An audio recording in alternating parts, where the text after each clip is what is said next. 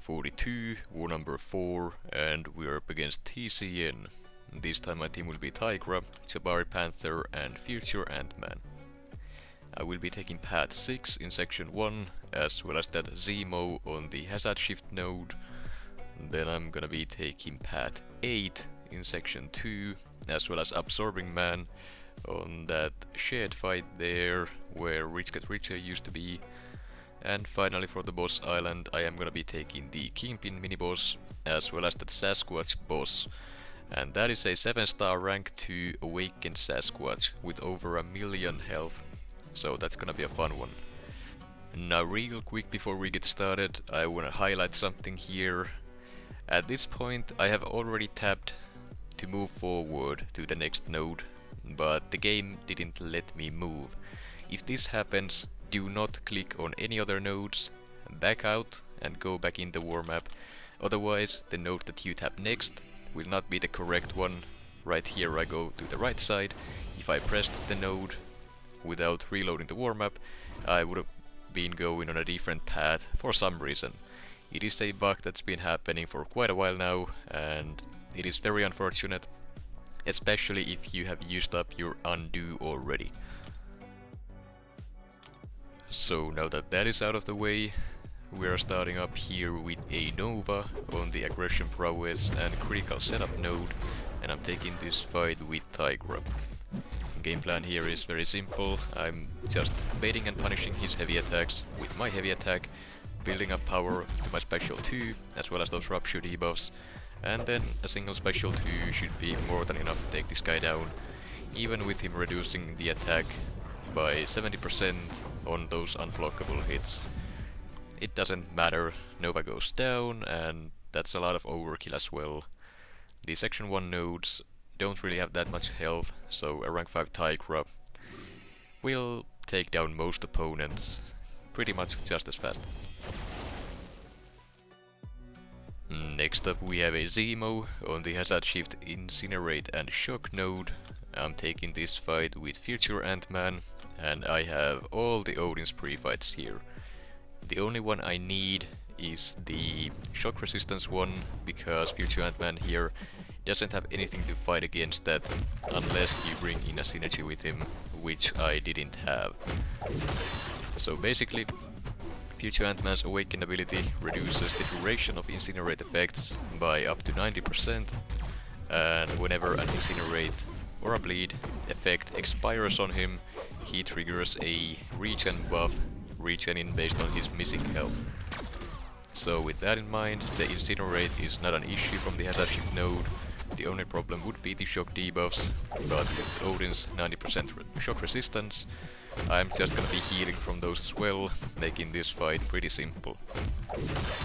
Now Zemo here is a defender tactic champion, so all of those prowesses will give him power gain, but since Future Ant-Man completely shuts down the defense tactic by being an attack tactic champion, it's not a problem at all, and all I'm doing here is just getting my special 2, throwing it while the power detonation is active, so that it deals the burst damage, and the fight goes down without any real issues. I did take some block damage here and there, but that is to be expected against Zemo. He hits very hard through the block, but as long as you're not eating full combos into the block constantly or eating specials, he's not too bad to fight against. Next up we have a Toad on the inevitable power efficiency and opportunist node, and I'm taking the fight with Future Ant-Man. The game plan here is to just get the special 2 with the power detonation active, drop the special 2, and then the opponent is either dead or very close to it, and that's about all there is to it. Toad here doesn't really do anything as a defender. The main problem is the defense tactic, but Future Ant-Man here shuts that down completely. The poison damage is also very small, it does close to nothing, and Future Ant-Man just destroys it in roughly 30 seconds. No ramp up needed, just a special 2 and a couple more hits. Then we have a Gorr on the inevitable power efficiency and Rich Get Richer node, and I'm taking this fight with Tigra. This time the plan is a little bit different, since I have the Jabari Panther synergy here. The synergy allows Tigra to nullify one buff on the opponent on every single unblockable hit, and that means up to 2 hits on the special 1 and 3 on the special 2. That combined with MD5 that I have, I can do something like this. Since Gorr here has a lot of buffs, every one of my special ones will nullify them and give me a ton of power gain, combined with Tigra's own power gain from having the Huntress Sense active, and that was very satisfying. I wasn't really planning on it before going in, but I just kinda thought about it as soon as the fight started. And then we have an Absorbing Man on the Mega Stand and when I open node, I'm taking this fight with Tigra, and the game plan is to bait and punish his heavy attacks with my heavy to build up power as well as the Rupture debuffs, and then just drop a big special 2 when the Uru form is down. Because all of Tigra's damage is physical based, the Uru form makes her hit like a noodle, like we saw here.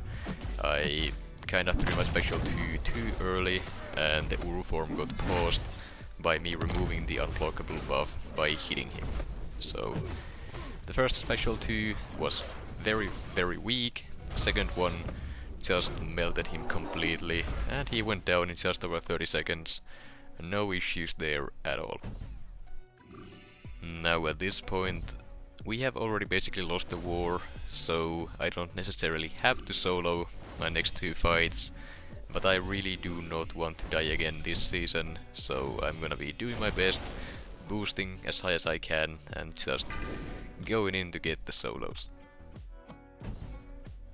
So here we have a Kingpin on the Aspect of Evolution and Improved Power Gain miniboss node, and I'm taking this fight with Future Ant-Man. The idea with this placement is that since Kingpin is a defense tactic champion, he has access to passive power gain, which will be enhanced by the improved power gain node.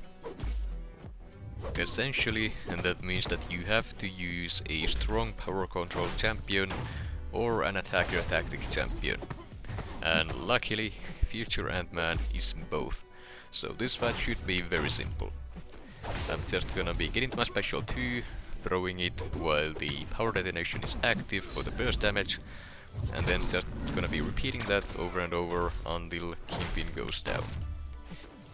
There really isn't any point in trying to ramp up the disintegration debuffs here, because Kingpin is just gonna shrug them off, so Future Ant-Man here is stuck with his base damage output.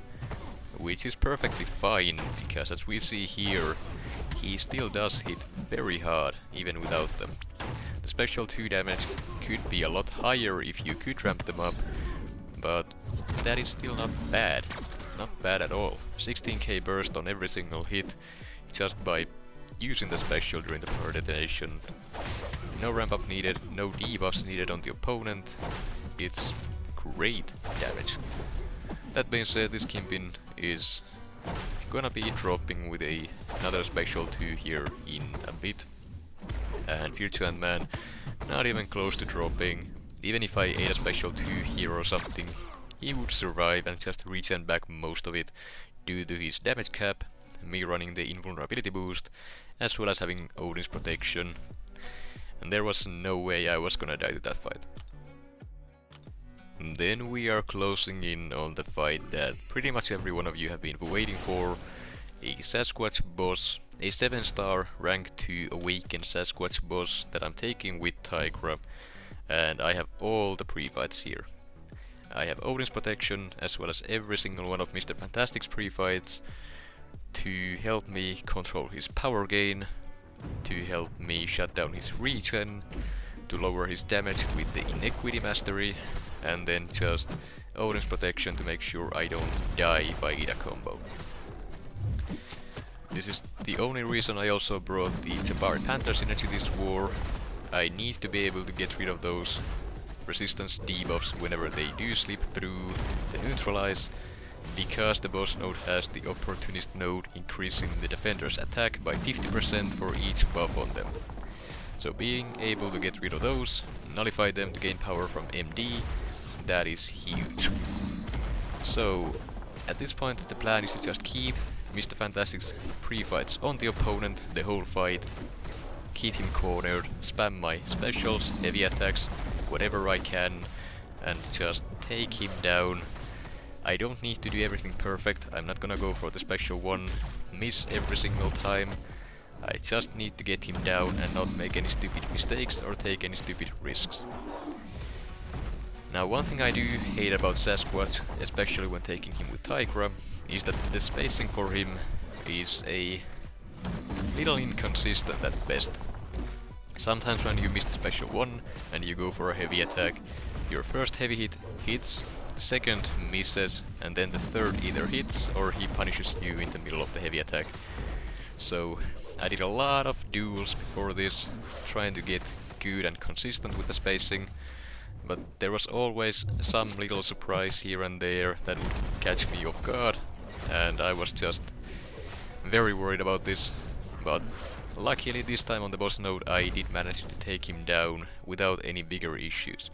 He did catch me at the start of the fight, invulnerability boost saved me, but yeah, it maybe wasn't as clean as it could have been, but I got the solo in less than 2 minutes with Tigra, which I'd say is very, very good, and I am very happy with that.